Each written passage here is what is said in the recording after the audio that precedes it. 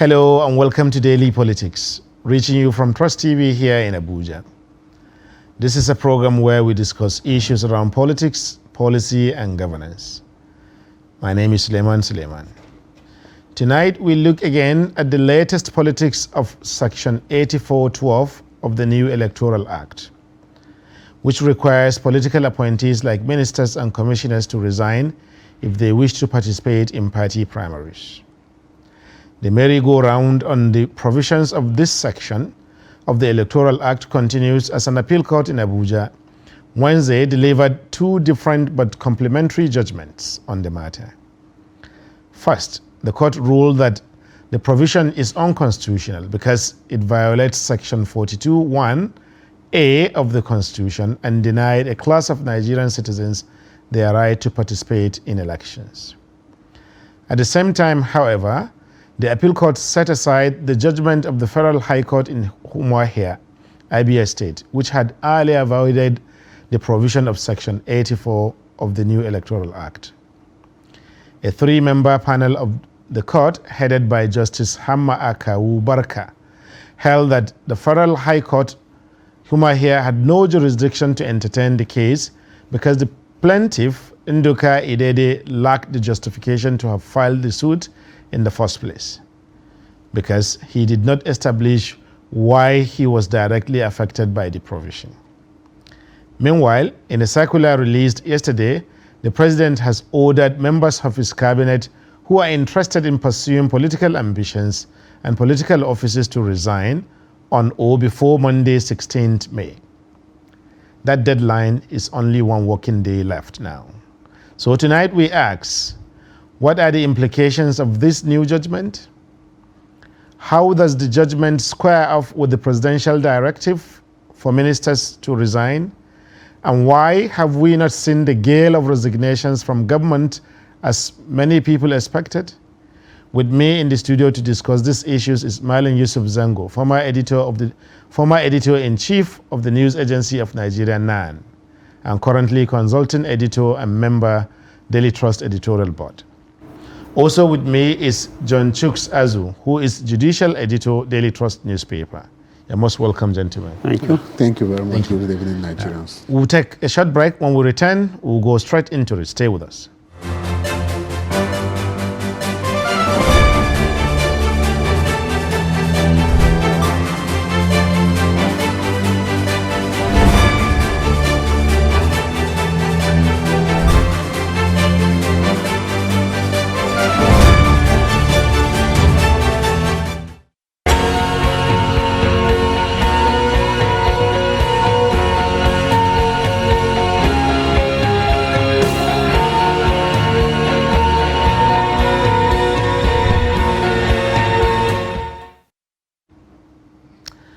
Welcome back. This is Daily Politics on Trust TV, and we're discussing matters arising from a court judgment 2 days ago, which gives two, well, some would say contradictory or at least complementary judgments. One, that the appeal court in the Federal High Court in Umuahia lacks the jurisdiction to hear the case in the first place, and more importantly, that it is constitutional to ask political appointees to resign before any primaries are held.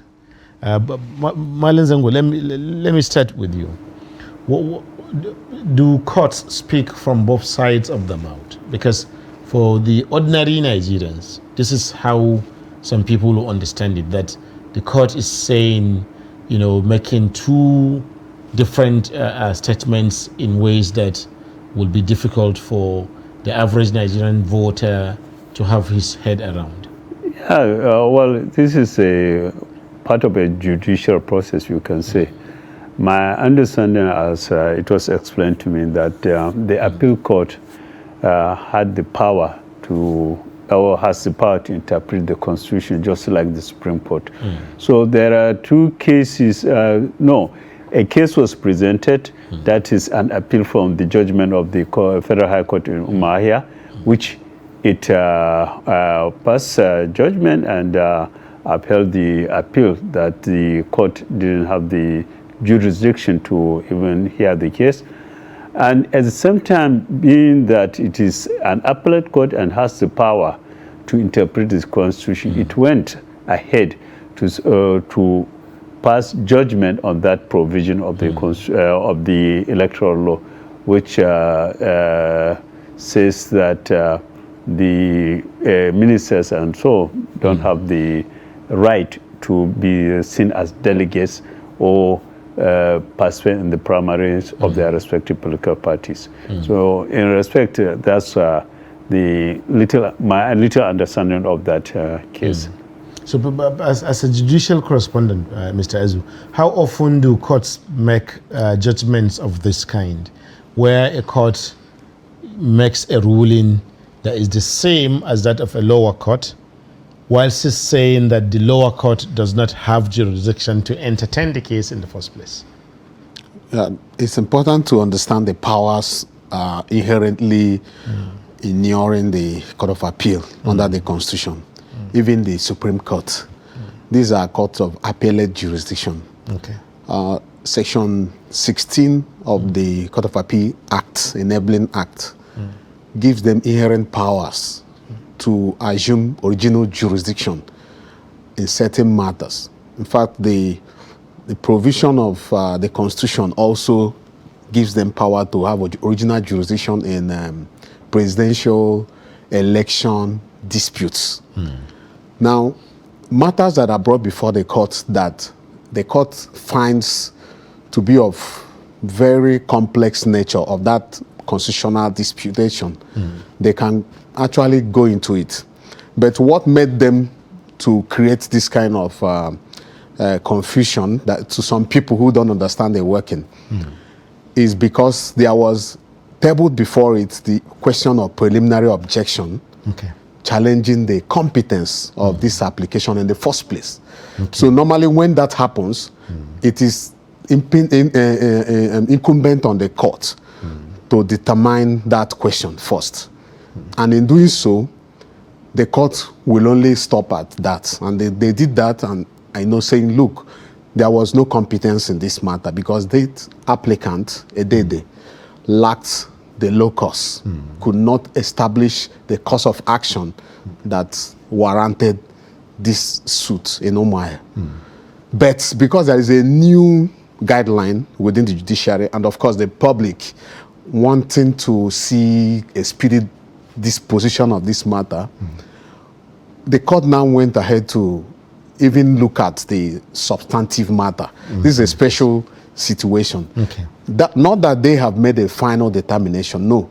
They have created the room for the Supreme Court to now find the basis with a bigger panel, 7-member panel or 5-member panel as the case may be, to now determine it comprehensively. So what they have done is to narrow down the parameters of the argument, whether Section 8412 is constitutional or unconstitutional. And they agreed with the High Court that, look, this cannot be constitutional because of the provisions of Section 66. But before we go into the details, if the court is saying that the applicant, the plaintiff, Mr. Edede, lacks any locus or justification for bringing the case, couldn't the court in Umuahia have determined the same? That this is an ordinary citizen who is not a member of a party, who is not involved as he's not contesting for any position. So couldn't the court in Umuahia also have determined that on their own? Yeah, they should have, but courts entertain only what is brought before them. It could be that the appellate body, that is the PDP, did not raise it. Perhaps we didn't follow it as it transpired in Umuahia, but it may be that it was not raised. But as soon as it's raised at this level, that was incumbent on the court to quickly determine that. Interesting. So, Marlon Zango, another thing is the court by saying that the provision of the Electoral Act, Section 8412, is unconstitutional. The court is more or less agreeing with the Umuahia's ruling, But that one too, and it's also cited the same section of the Constitution, right? Which talks about public servants have up to until 30 days before they are due to leave office when they want to contest. So this brings back together all over again, all together again, the argument between who is a public servant and who is a political appointee, whether a political appointee is a public servant at the same time. Yeah, I think it's very clear. Only that when you come to politics, people try to interpret things to suit them. But even the provision of the Constitution says that defines that the civil servant cannot contest until he resigns. But ministers and other appointees are politicians. So there are two different categories of that. And I think even the head of service came out to explain that section. And I think was it last week, which says, look, as a civil servant, the Constitution says you cannot contest until you resign 30 days. That's the normal time for resignation, 30 days. You give a notice of 30 days, then you can resign. So it's largely, I think the confusion was deliberately, to me, created to suit those who want to use that, either to stay back in the government while at the same time they go ahead with their political ambition. Basically, that's the problem we have. It's typical in Nigeria, and I think up to now it is not yet over because some of them are yet to resign, even though we don't know whether they are going ahead with their political ambition or not. Interesting. So, especially some of them are yet to resign. Based on what we have learned in the federal government alone, there are almost about 13 or more people who have indicated interest in terms of obtaining nomination forms or open formal declarations or flooding cities and towns with their posters vying for respective offices, right? But only 3 people so far have resigned from office. The former minister, Minister of State for Education, Nwajuba, and then you have Minister of Science and Technology, Onu, right? And who? Akpabio, who have resigned. The rest have stayed put. Particularly those who you might consider are the leading ones in the presidential race. For example, Amechi and so on. So why have they not resigned?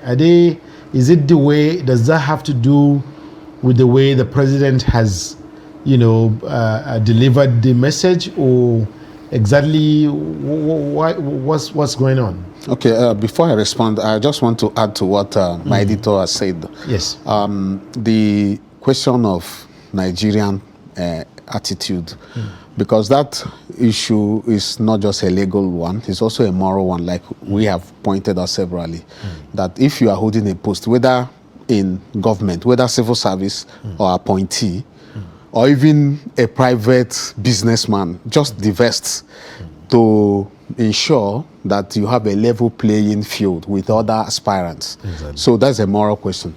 Then coming to why they have not resigned, I think it is a little bit soon because the directive takes effect from Monday. So today is still Friday. They have some days to conclude. And from the images we've seen in the media, it appears there are more people who have actually resigned, because the pictures that came up even showed that Malami was in that, could we say, goodbye meeting with the president.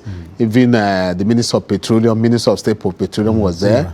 Even the ones going for governorship, like the Abia Uche Oga, and the Minister of Women Affairs, Pauline Tallen. A lot of people were in that photo, about 13 ministers.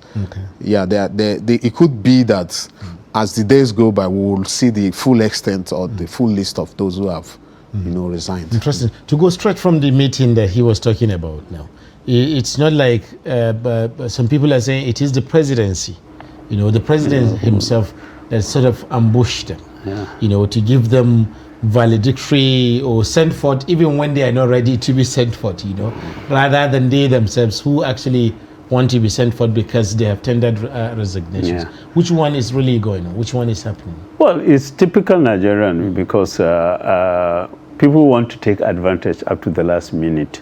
You remember what the central bank governor said yesterday?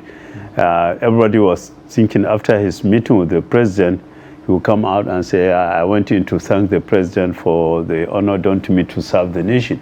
But when he came out, he just put more suspense around himself and asked us to wait for more. So it's a typical thing, and so many of us, this is a major problem we have in this country, that more especially with the public servants or the politicians, they don't want to own up, and they don't see the moral question of their action.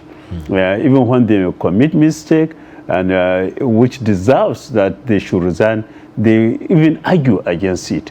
So it's typical, and I think at the same time also, the president was not firm about it. I think he shouldn't have even allowed it to reach up to the point. But one thing you can also, I want to remind us, is that it was the same president. You remember when that amendment was brought to him, he was reluctant to even sign it. Yes. And it said, look, the National Assembly should go and reconsider that. It was only when the National Assembly agreed to reconsider that section of the Electoral Act that he agreed to sign it, which says that the ministers should resign before they go for the primaries. So it goes along that line. So when they saw that opening, they became more relaxed, and up to now, some of them are saying, look, let's tarry a while, maybe we can, our luck will shine still. Also, it's a typical Nigerian aspect. People don't have the moral, they don't feel they have the moral obligation to the electorate or to the nation. Interesting. So, but in addition to the moral obligation, what about the legal one, for example, in terms of how this case now connects with the statement that the president, the directive, that, because if the president says that people should resign, but the law, which started the entire debate around this issue in the first place, has been voided and declared unconstitutional. Does that mean the president is requiring or overburdening his own ministers to do what the constitution has already, or what a court has already said that is unconstitutional? Or no, yesterday the governor of Plateau State was speaking with journalists over this issue. He said it is just logical to quit because of the legal dimension that may come, that is not yet clear now. Just to err on the side of caution. Not really that it is overriding the constitution. Yes, the court has said you cannot override the constitution. So clearly, there may be no consequences for people who want to stay till 30 days. There may be none, because even the Electoral Act didn't state any time frame specifically, but it just said you can't enter the venue of the convention as a delegate, or you can't be voted for or vote. You can go and watch, but you can't be voted for or vote. So these are all different, things. But then I think it is just that the president wants to err on the side of caution, and of course he wants also to ensure that that level playing field is there. Most of these people may still go back, some may even drop the ambition and continue to serve. So he just wanted to just be very careful. I'll definitely come back to analysis of those who dropped the ambition, because some of them have also actually dropped the ambition. Just earlier we learned that Dr. Chris Ngige has withdrawn his presidential ambition on account that he now prefers to serve the president rather than to serve Nigeria as president, which is what he wanted to do, until yesterday. But we'll come back to that shortly. So, Marlon Zago, among other issues that this is associated is not just the legal or the political one, but the practical aspect of this, the idea of how, as a politician, whether it makes sense to have office while you are campaigning. At the same time, say for example, somebody wants to be a governor. There are 3 senatorial districts, maybe 10 or 15 constituencies to reach, right? Maybe several 20, 30 different local governments, to traverse all of these places, within 6 months or 3 months. Would it not be more practical, as a politician, to reach out to voters if that is the only thing that you are engaged in at that time? The Nigerian politician is unique, I want to say, because when you look at it, it may be used against him. Because if, as I want to contest, and in my like a Senate seat, then still hold on to my ministerial position, it means that I'm greedy. That's the first place. And my opponent can go and say, look at it. This is the guy you want to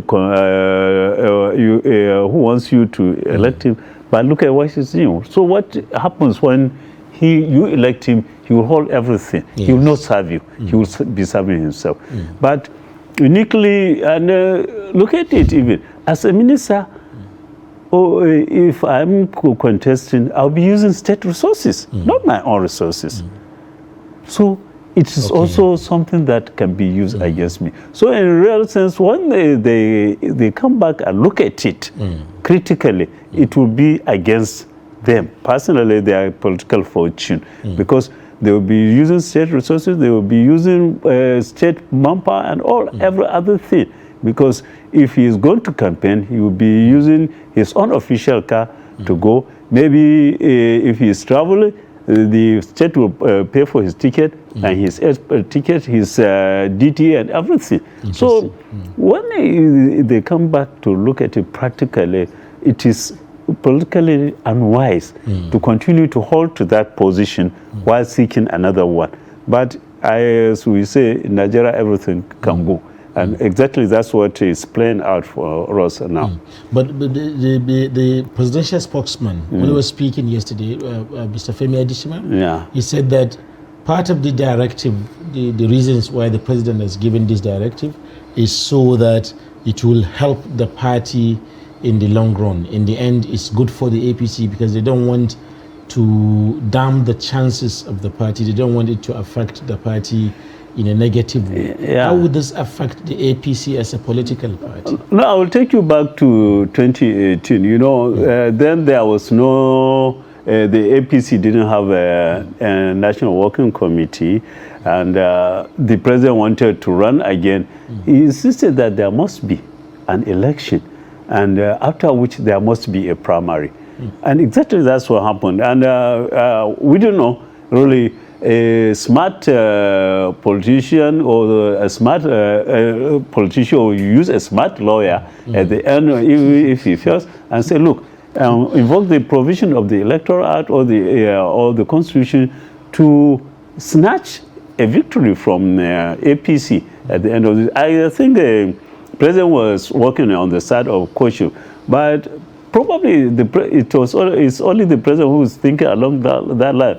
But the rest of them, they are just too selfish to even think along that line, because they see their position in government as an advantage over their own opponents, both within the party, that is at the primary level, and when they become candidates, they will also use it. I will not be surprised even some of them, even if they become candidates of their party, they will still hold on and still be campaigning for the position they are vying for against their opponent in the other parties.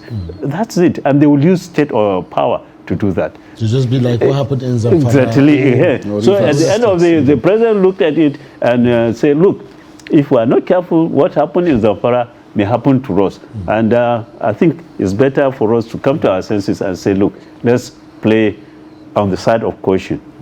Interesting. Thank you. So other things that some people are looking at, this case has gone through several legal hurdles. Okay. First, it was a provision in the new Electoral Act, right? Some people can say an afterthought, because it came up after, due to negotiations between the president and so on, that it should be deleted. And then it was challenged in court in Umuahia and then voided. Now it has been challenged in court again, in an appeal court, and voided. So we have two positions now. The original one in the Electoral Act, which requires people to resign before they participate in primaries, and the position of the appeal court, which says that one is unconstitutional. So in law, which one is now extant? If I were a political appointee now of the president or of a state government, which one should I follow? Okay, the thing is almost like no decision has been made. Okay. Because what happened at the Court of Appeal is simply an opinion. It wasn't a substantive question for determination. They only tried to narrow it down. The real decision was that locus, that because you couldn't have been justified to go to court, therefore nothing came to court. The court did not entertain anything. The court had no jurisdiction to entertain anything, so nothing came. But if you ask us, this is now an aside, if you ask us, we will think that law is not constitutional.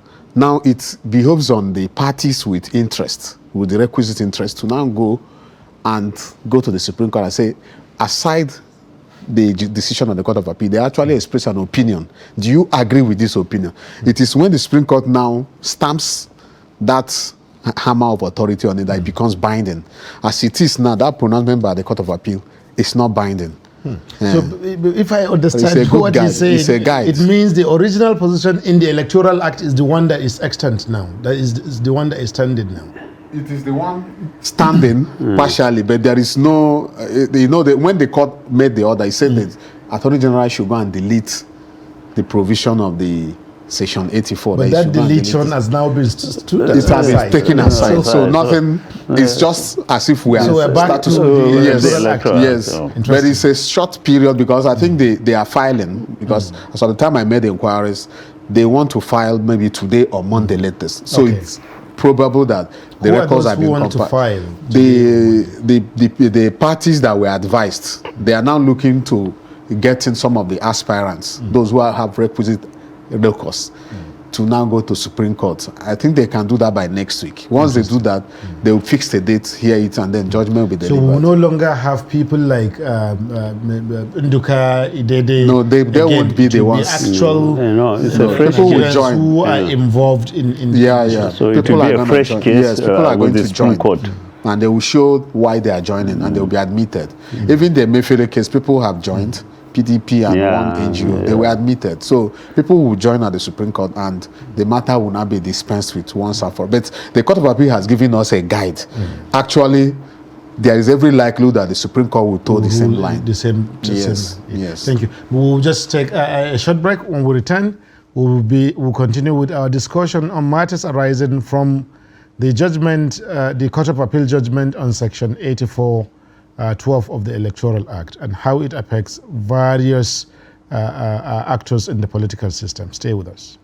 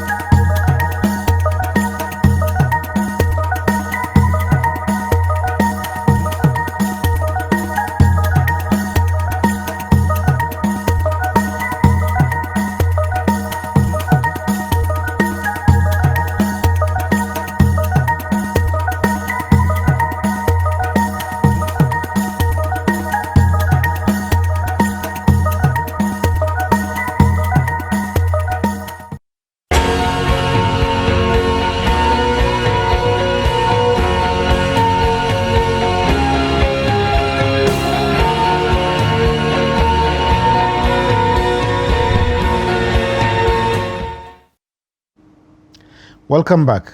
This is Daily Politics on Trust TV, and we're discussing matters arising from the recent judgment of the Appeal Court on the Section 84.12 of the Electoral Act. that section requires that all political appointees, either at state level or at the federal level, should resign if they wish to participate in the primaries, either to vote or be voted for. I have with me Malam Yusuf Zango, who is former editor-in-chief of News Agency of Nigeria, NAN, and now consultant editor for Daily Trust. And also with me is John Chuks Azu, our judicial correspondent. So, Malam Zango, as I was saying, you know, one of the biggest persons affected by all of these discussions that we have been having is also the one whose position is not also clear, or lacks, you know, significant clarity. When the president says that people should resign, most people have a clear idea who he meant. But what about the CBN governor? Does it include him, that's secular? Does it include the governor of the central bank? Or how is his own position different from those of other people? Well, I looked at the copy of that circular. I think when you look at the offices it was addressed to, CBN was missing, to be honest. So I don't know really what really happens. But at the same time, many people are more relying on the CBN Act, which clearly spells out that the incumbent of that position or the holder of that position is not supposed to combine or other issues, and he should, as much as possible, be seen to be out of issues like politics and any other thing that will come in conflict with his position. So to me, it's more of him adhering to the CBN Act and the other moral issues that come in, because I think worldwide that position has come to be like a judge, because you need to be impartial, and people also need to have confidence in you, because it's a matter of economy, it's a matter of investment. If people don't have confidence, they will not invest. And it is not even within, it's more from outside the country, because while you have the power to make policies which will affect my fortune, I will look at you and say, look, where do you belong? And if I can predict where you belong, I know that you are not going to do it with a certain level of impartiality expected of that office, I'll be skeptical to come and invest. So when you look at that aspect of his moral aspect and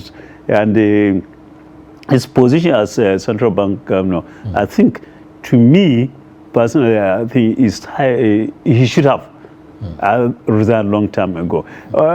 Even when you remember Sanusi Lamido, what he did was not as much as what we are having now. And before we knew it, actually he was asked to go.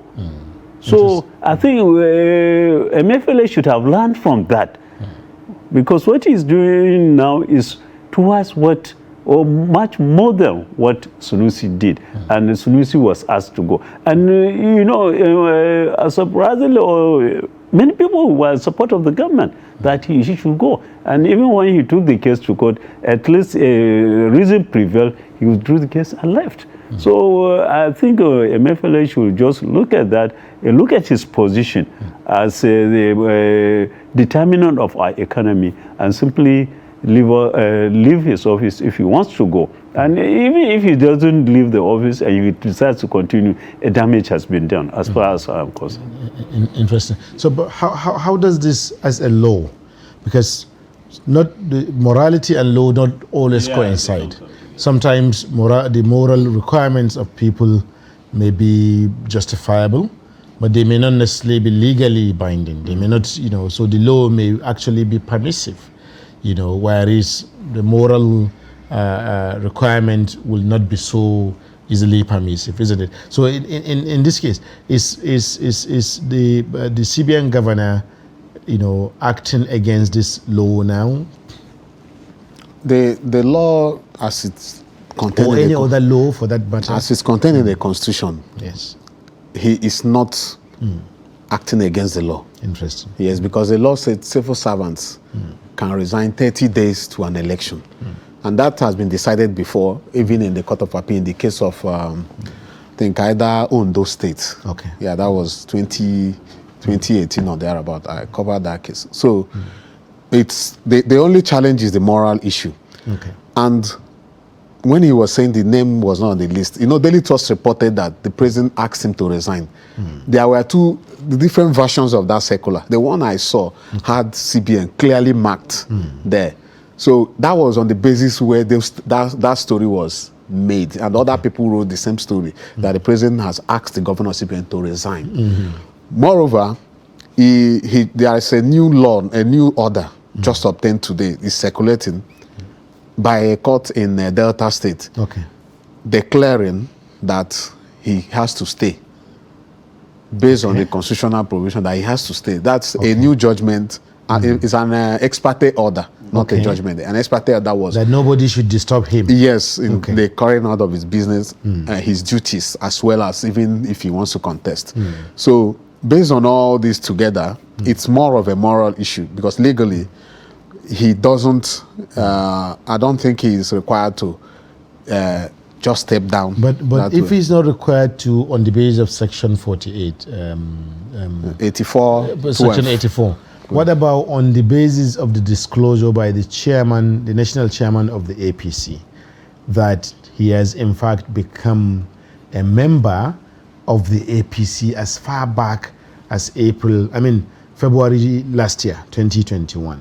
Should a sitting CBN governor, who, like Maden Zango said, should be a judge, impartial, neutrality, exactly. Because membership of a party is also an economic position, ideologically. Yeah. So you and I can belong to two different parties, mean we will never agree at all economically. But the CBN will need to serve the two of us at the same time as Nigerians. So what about the membership of a party that he chose, even if the law doesn't? How does that square off with his position as CBN governor? The CBN Act, the little snippets I've looked at, they didn't really specify what will happen when somebody belongs to a political party.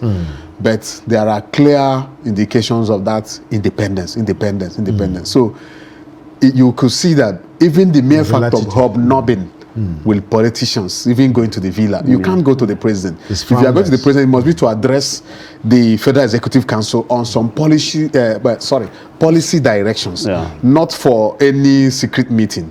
So the fact that he has even started hobnobbing is enough grounds for him to step down. Interesting. Do not forget that the CBN also houses materials for elections. And apart from even the economic policies, which up till now there are still allegations that it favored people in the APC, some of the loans that are being made available and all that. But now openly show involvement, even to register or no. These are just unacceptable. I think this may call for another amendment of that CBN Act. I was going to raise that, but go on. Yes. Actually, I'm even wondering. I saw something like that, but what he said about obtaining that an order from a Delta court, to court in Delta, makes the whole thing, even his position, more untenable, because this was the same person who went to a court last week in Abuja. Still in court. His prayer was rejected. Then he jumped. What do they call it? Shopping for. Exactly. So why is he desperate about this? Why? And it's putting the country's economy in serious jeopardy. Because for now, everybody will know that his concentration is not on their set of economy, but on his personal ambition. He wants to become the president. I think, I don't know.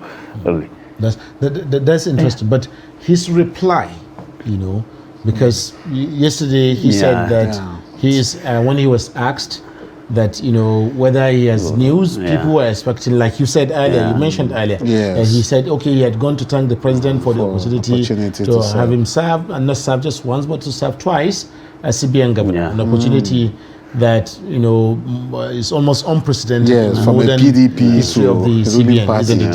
Very From the interesting. PDP government To now APC government, exactly. and so on. But his reply was that he is having fun.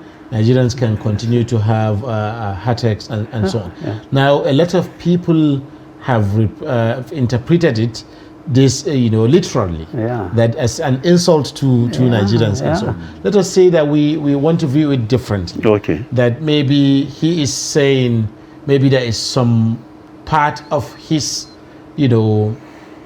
part of the law that permits him or that gives him the latitude to, because sometimes people can stretch the law up to a breaking point without really bending, or bend the law up to breaking point, but without really breaking it. So is that what he might mean? That, okay, you people can keep agonizing about this, but as long as the law has not been explicit, for me, I can explore as much as I can. Or does he really mean that Nigerians can go to hell, as other people it could be, given the explanation by Chooks, I think maybe he was stretching it, but the way he put it was not even, I think, it's uncouth to me, because wait for me, I'm having fun, I think as a public officer who wants a mandate from Nigerians, I think he shouldn't have used those words. And again, maybe he was looking forward to this judgment today. That look, if you don't have arranged for another judgment, it will come today. And this is what so the court has asked him now to remain put until maybe somebody appeals against that judgment. And given the tactics, it's just like what we accuse Malami of. Accuse, why do you go to Umahia to obtain that? Yes. And you remember, it has been happening. There was a time they went to Jigawa to obtain an injunction for something that was happening in Enugu. Yeah. So I think Emefiele should just search his conscience.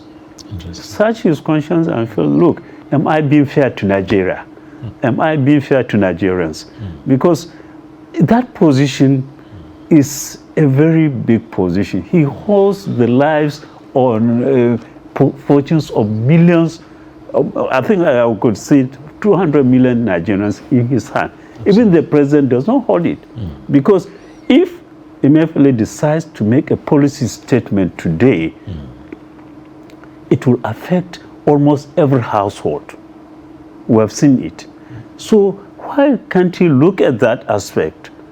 And I remember somebody was telling me that sometimes I think Alan Greenspan will come out from a meeting and the journalists will be around him and say that was the former head of reserve of the US.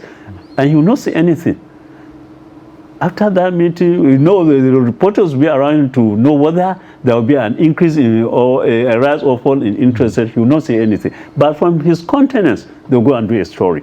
Because of the importance that office is to the nation. And I think Emefiele should look at that and say, look, I hold the fortunes, lives, and the fortunes of 200 million Nigerians in my hand. Please let me take a decision in the interest of these 200 million Nigerians. And these are the people I am aspiring to lead, because he wants to become the president.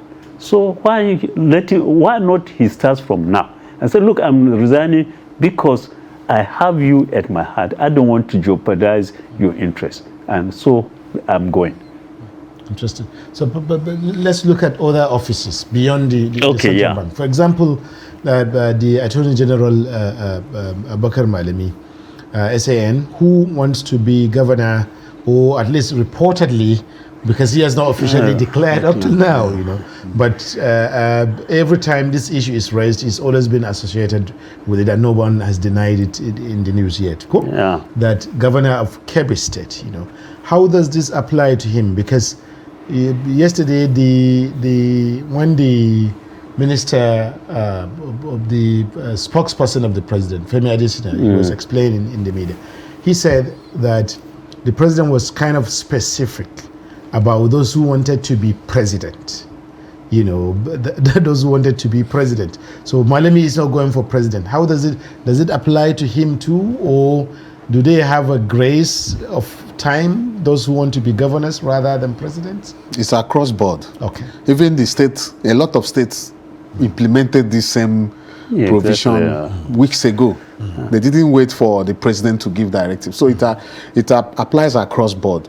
Do not forget that the reference case is the Zamfara case, which wiped out the entire elected officials of the ruling APC from the governorship to the National Assembly members. State Assembly. So you can't neglect that sort of Damascus or the import of that repeating again.